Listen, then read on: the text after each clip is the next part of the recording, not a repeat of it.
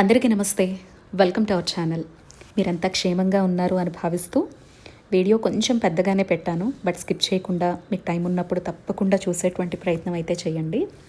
ఇక్కడ ఏంటంటే శ్రావణ మాసంలో నా నిత్య ఆరాధన ఎలా ఉంటుంది అనేది మీతో షేర్ చేసుకుంటూ ఉన్నాను. సో దీనివల్ల ఏంటంటే నా గురించి అంటే నేను ఎట్లా చేసుకుంటాను అనేది చూడడం మాత్రమే కాదు, వినటం మాత్రమే కాదు, మనకి శ్రావణ మాసంకి సంబంధించి కొన్ని ప్రత్యేకతలు. ఎందుకంటే మన ఛానల్లో శ్రావణ మాసం వచ్చిందంటే ఒక నిత్య పూజ కింద ప్రతి ఒక్కరికి కూడా నేను షేర్ చేస్తూ ఉంటానండి. అలా కూడా ఈ వీడియో ఉపయోగపడుతుంది. అలాగే నెక్స్ట్ వీకే ఆగస్ట్ 21నే మనకి వరమహాలక్ష్మి వ్రతం ఉంది కాబట్టి ఆ రోజున అంగరంగ వైభవంగా చేసుకోలేని వాళ్ళకి, అంటే కొందరు సూతకంలో ఉండొచ్చు, కొంతమందికి ఇంట్లో పరిస్థితుల రీత్యా కావచ్చు, కొంచెం ఘనంగా అందరినీ పిలుచుకునేటువంటి పరిస్థితి ఉండకపోవచ్చు, కొంతమందికి కలసం సంప్రదాయం ఉండదు.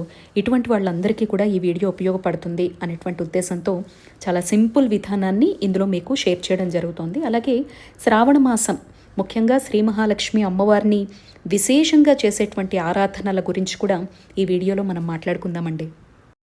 ఏడాదిలో మనం ఏ పూజ చేసినా చేయకపోయినా, ఏ వ్రతాన్ని ఆచరించినా ఆచరించకపోయినా, ఇప్పుడు సోషల్ ప్లాట్ఫామ్స్లో ఉండేటువంటి హడావుడి వల్ల కొన్ని తిథుల్ని, కొన్ని విశేషాలని అందిపుచ్చుకొని మన సమస్యలకి పరిష్కారంగా ఆయా తిథుల్లో ఆయా పూజలు అనేవి దేవతారాధనలు మనం చేస్తున్నాం. కానీ మన పూర్వకాలం నుంచి కూడా పెద్దవాళ్ళు ఎక్కువగా ఏడాదిలో వచ్చేటువంటి శ్రావణ మాసానికి, కార్తీక మాసానికి, ఈ రెండిటికే చాలా చాలా ఇంపార్టెన్స్ ఇచ్చేవారు. శ్రావణంలో నెల రోజుల పాటు కూడా ఆయా స్త్రీమూర్తులు సాక్షాత్ అమ్మవారు మన ఇంటికి రావడం కాదు, ఇంట్లో ఉండేటువంటి ఆడపిల్లలు ఆ గృహిణిని చూస్తేనే శ్రీ మహాలక్ష్మి అమ్మ గుర్తొచ్చేలాగా ఉండేవారనమాట. సో మళ్ళీ ఇన్నేళ్ల తర్వాత సోషల్ ప్లాట్ఫామ్స్ దయా వాటి పుణ్యమా అని చెప్పేసి అందరం కూడా మళ్ళీ అలా మారిపోయినటువంటి రోజులు వచ్చేసాయి.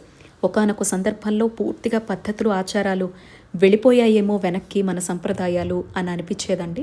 ఆ తర్వాత మళ్ళీ ఇప్పుడు హెవీ ఇన్ఫ్లుయెన్సింగ్ వల్ల మనం చూస్తున్నటువంటి వీడియోలు, లేకపోతే పలానా పూజ చేసి, పలానా వ్రతం చేసి, పలానా మాసంలో మేము ఇలా దీక్షగా 41 రోజులు, 11 రోజులు, 9 రోజుల కింద చేసి మా సమస్యలకి పరిష్కారం దొరికింది, భగవంతుడు పలికాడు, ఇలా చేస్తే అలా జరిగింది అనేటువంటి మంచి అనుభూతుల్ని వినటం వల్ల చాలామంది మళ్ళీ ఆధ్యాత్మికత వైపు అడుగులు వేస్తూ ఉన్నారు. వాళ్ళకున్నంతలో ఆయా పర్వదినాలను ఆచరిస్తూ విశేషమైనటువంటి ప్రయోజనాల్ని, ఫలితాల్ని, దైవానుగ్రహాన్ని పొందుతూ ఉన్నారన్నమాట.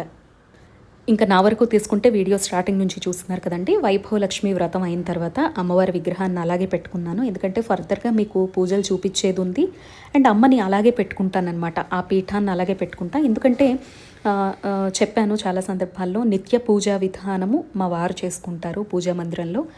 నేనైతే నా ప్రత్యేక ఆరాధన, స్వామివారికి అభిషేకము, ఇలా తిథులు ఉన్నప్పుడు శుక్రవారం వైభవలక్ష్మని, శనివారం స్వామివారికి, అండ్ రోజు కూడా గోపద్మ వ్రతం. ఇక్కడ మీకు చూపించేది, మీలో ఎవరైనా ఫస్ట్ టైం ఈ వీడియో చూస్తూ ఉంటే కనుక ఇక్కడ సంతోషి ఏం చేస్తోంది అని మీరందరికీ అర్థం కాకపోవచ్చు. సారీ అండి, చాలామంది గోపద్మ వ్రతం పాట పెట్టమని అడుగుతున్నారు. పెట్టేస్తానండి, దీని తర్వాతే తప్పకుండా పెట్టేస్తాను. సో దయచేసి ఏం అనుకోవద్దు. పాట రెడీగా ఉంది, కానీ ఒక చిన్న స్వరంగా అయినా కూడా మీకు అర్థమయ్యేలా చెప్పాలంటే దాన్ని కాస్త కాన్సన్ట్రేటెడ్గా చెప్పాలన్నమాట. దానికోసమే వెయిట్ చేస్తూ ఉన్నాను. రోజు హడావుడి అయిపోతూ ఉంది. ఇక్కడ మీరు చూసేదాన్ని గోపద్మ వ్రతం అంటారు. సో నిత్య దీపారాధనకి ఇబ్బంది లేకుండా నేను ఒక పక్క మీకు షూట్స్ చూపించాలి, నేను చేసుకోవాలి. ఇప్పుడు వరలక్ష్మి వ్రతమే వస్తుందనుకోండి, సింపుల్ పూజా విధానాన్ని ఇందులో మీకు షేర్ చేస్తున్నాను.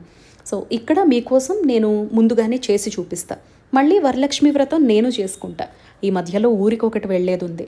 సో ఇలా నాకు తగ్గట్టుగా నేను ఎలా మేనేజ్ చేసుకుంటాను అనేది వివరిస్తూనే ఈ వీడియోలో మీకు నేను చాలా మంచి సమాచారం అయితే ఇస్తున్నాను అనమాట. సో మీలో ఎవరైనా ఫస్ట్ టైం ఈ వీడియో చూస్తూ ఉంటే, ఇక్కడ నేను తులసమ్మ దగ్గర చేస్తున్నటువంటి వ్రతాన్ని గోపద్మ వ్రతం అంటారు. ఇది 4 నెలల పాటు, మొత్తం ఈ 4 months కూడా ఎవ్రీడే మొత్తం 99 ముగ్గులు వేస్తానన్నమాట.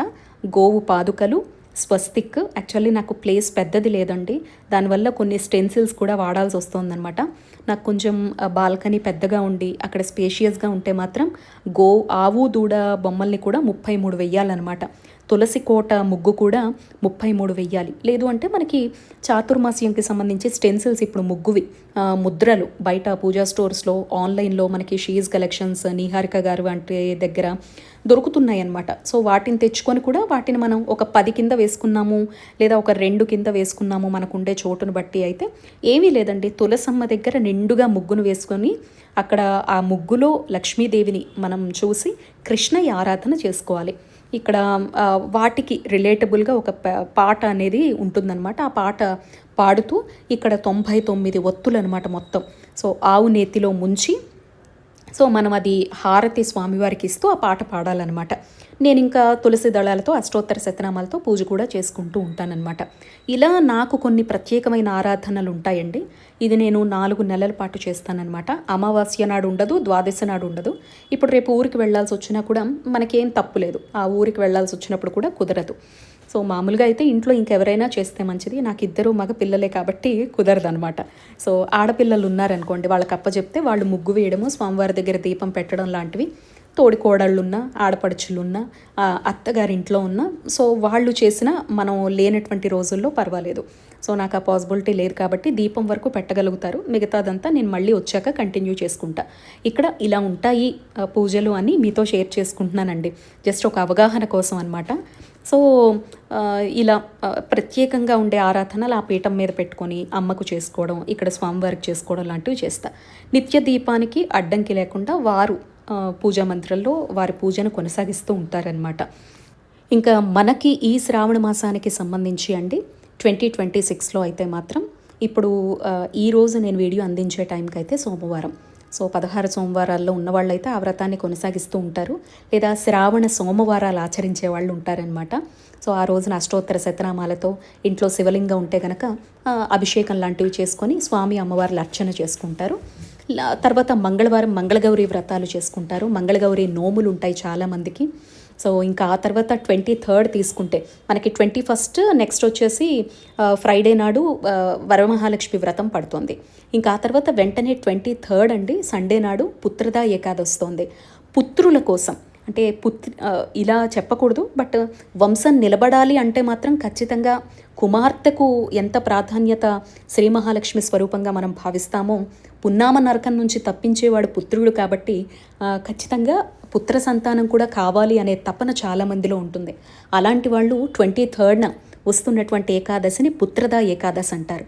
ఆ రోజు మీరిక్కడ నేను చూపిస్తున్నట్టుగా శ్రీ మహావిష్ణువుకి, కన్నయ్యకి, రామయ్యకి ఎవరికైనా మీరు చక్కగా తులసి కోట దగ్గర ముగ్గులు వేసుకొని ఆ రోజు ఒక్కరోజైనా ఈ వ్రతాన్ని ఇలా ఆచరించే ప్రయత్నం చేయండి. పుత్రదా ఏకాదశి లోపలే నేను పాట పెట్టేస్తాను, లేదా మీరు నా ఓల్డ్ వీడియో లాస్ట్ ఇయర్ది కనుక మీరు గోపద్మ వ్రతం యాంకర్ సంతోషి అని సెర్చ్ చేస్తే యూట్యూబ్లో నేను స్క్రీన్ షాట్స్ పెట్టానండి పాటకి సంబంధించి అనమాట.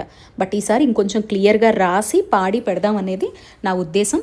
పుత్రదా ఏకాదశి లోపల పెడతాను. ఆ ఒక్క రోజైనా కూడా మీరు ఇలా పద్మము 33, స్వస్తిక్కు 33, గోవు పాదుకలు 33 ముగ్గులు చిన్న చిన్నవి మీ తులసి కోట చుట్టూ వేసుకొని చక్కగా కన్నయ్య విగ్రహం ఉన్న పటం ఉన్న, లేదు అంటే తులసమ్మ దగ్గరే మనకి కృష్ణ తులసి, లక్ష్మీ తులసి 2 కలిసి ఉండేటువంటి కోట దగ్గరే స్వామి స్వరూపాన్ని చూసుకుంటూ చక్కగా ఆ రోజు అష్టోత్తర శతనామాలతో మనం పూజ చేసుకుంటే అలా పుత్రదా ఏకాదశి వ్రతం అనమాట. అలా కూడా చేయొచ్చు. అండ్ ఆ ఏకాదశి వ్రతం పూజ కూడా మన ఛానల్లో ఉంది, మీరు సెర్చ్ చేయొచ్చండి. ఆ వెంటనే మనకి రాఖీ పౌర్ణమి 28న వస్తోంది. ఇంకా 31వ తారీఖున సంకష్టార చతుర్థి వస్తుందన్నమాట. ఇంకా ఆ తర్వాత మనకి ఈ శ్రావణం అనేది ముగుస్తుందండి. ఆ తర్వాత నెక్స్ట్ మాసంలోకి వెళ్ళిపోతాం.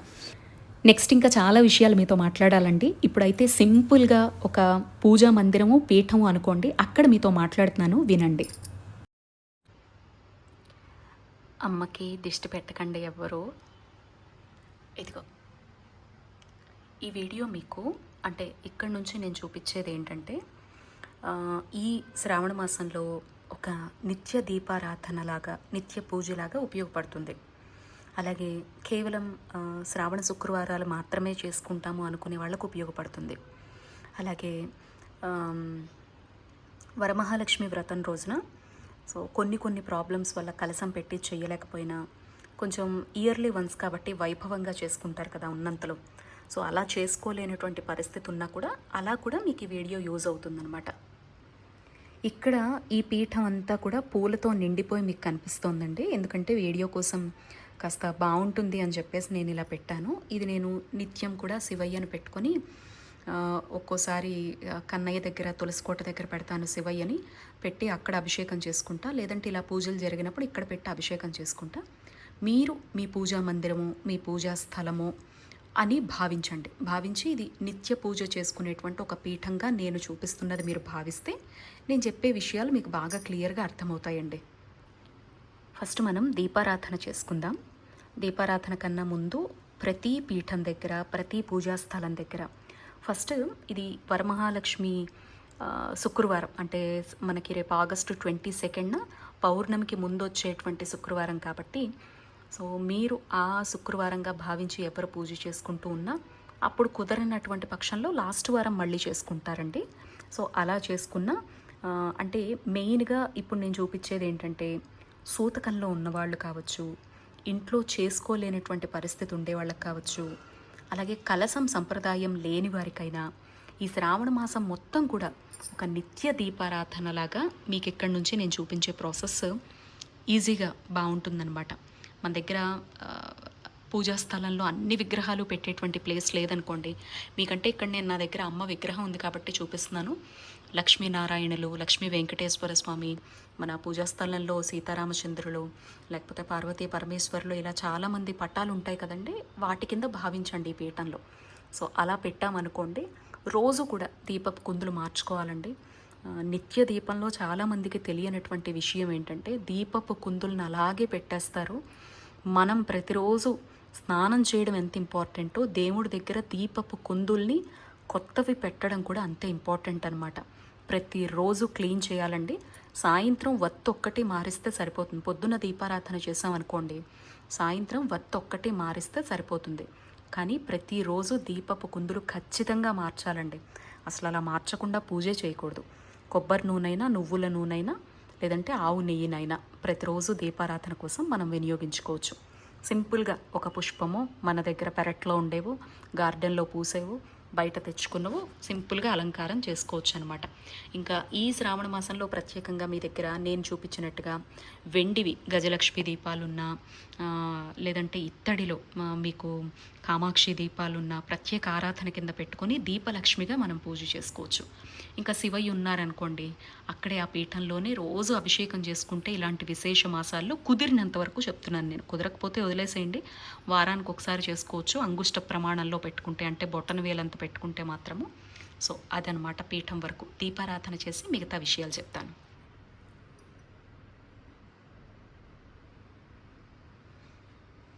నేను నిత్య పూజలు అయితే పూజా మందిరాల్లో మీతో చాలాసార్లు చెప్పాను కదండి.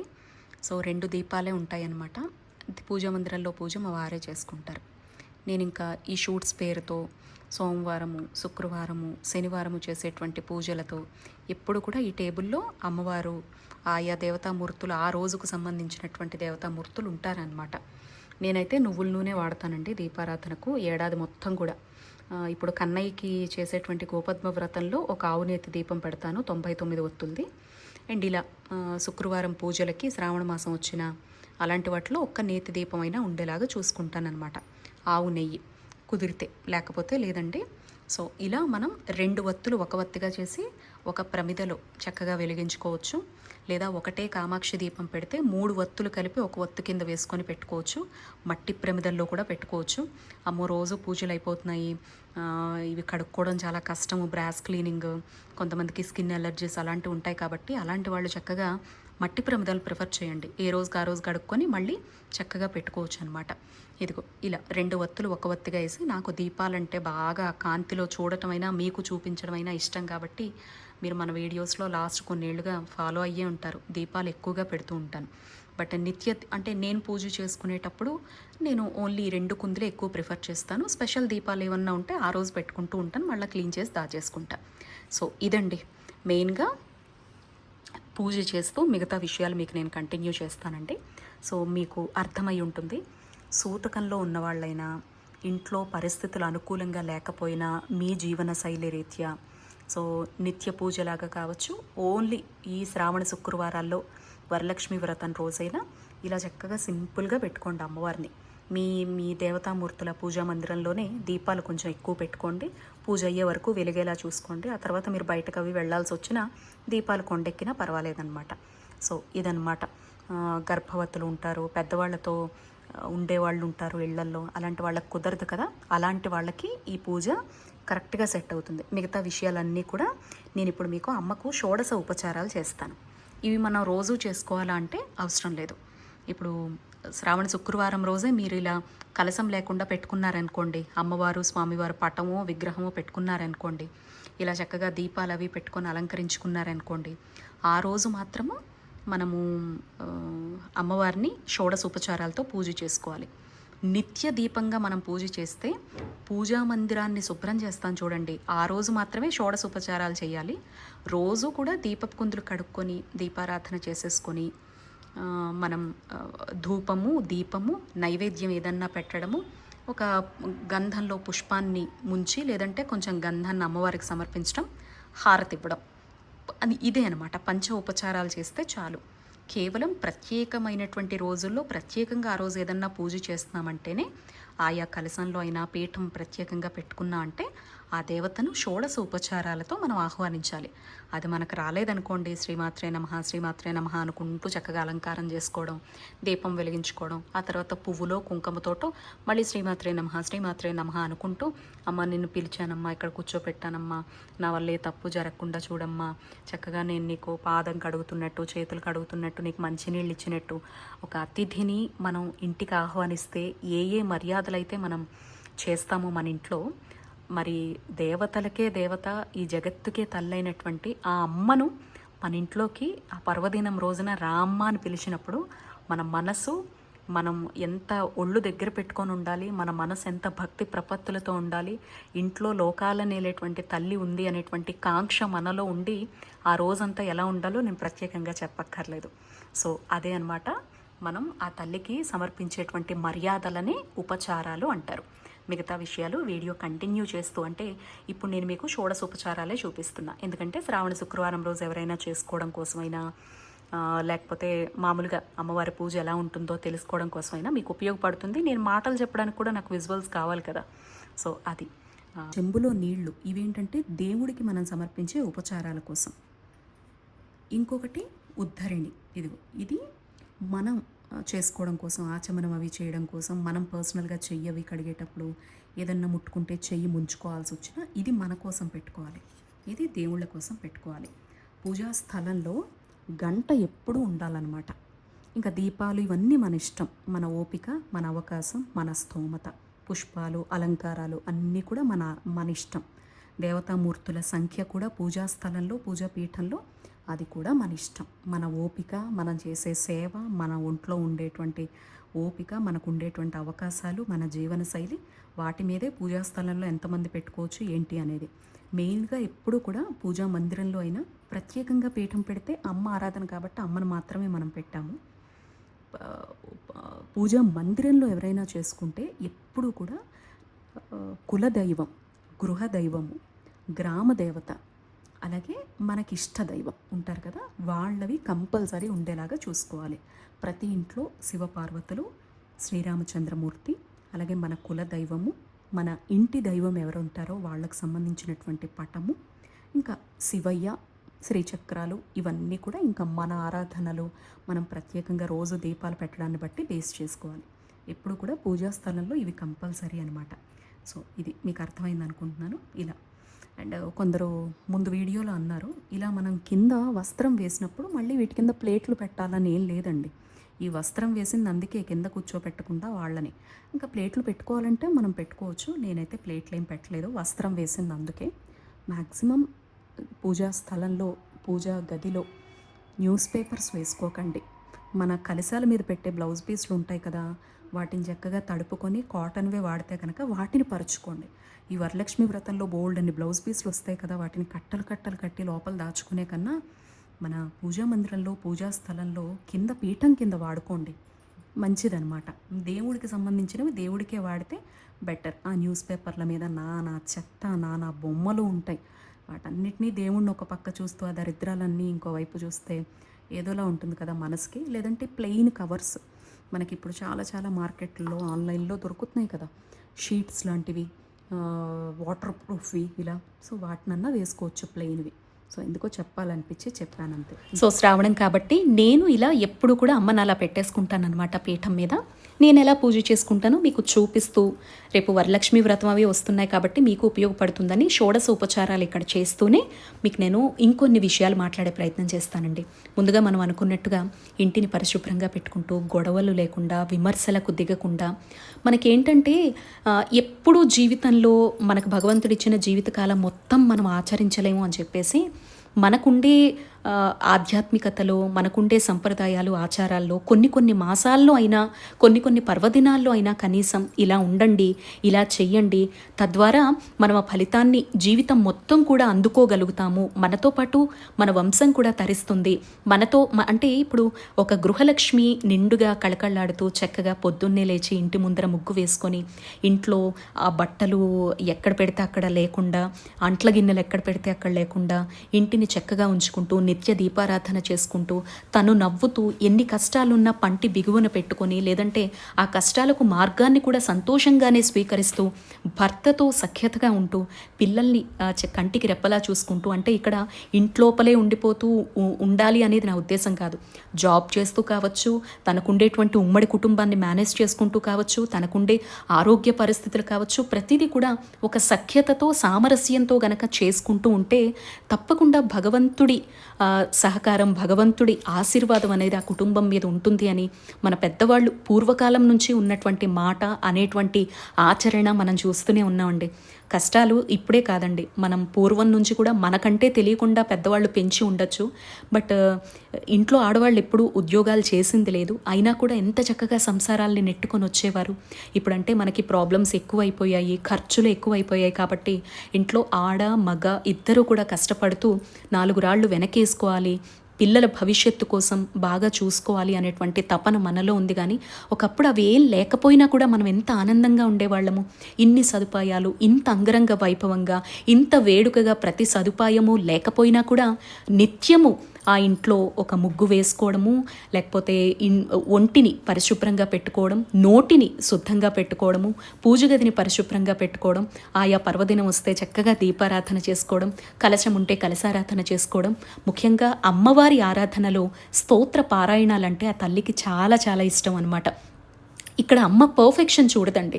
మనం ఎంత లీనమయ్యి ఆ కనకధార స్తోత్రమైన, లలితా సహస్ర పారాయణమైన, శ్రేయ సూక్తమైన, అమ్మకు సంబంధించినటువంటి అష్టకాలైనా, అష్టోత్తర శతనామాలైనా ఎంత మనస్ఫూర్తిగా కుంకుమనైనా, పసుపునైనా, అక్షతలనైనా, ఒక్క పుష్పాన్నైనా, ఒక మారేడు దళాన్నైనా సమర్పిస్తూ చేస్తామా అనేది మాత్రమే ఆ తల్లి చూస్తుందన్నమాట.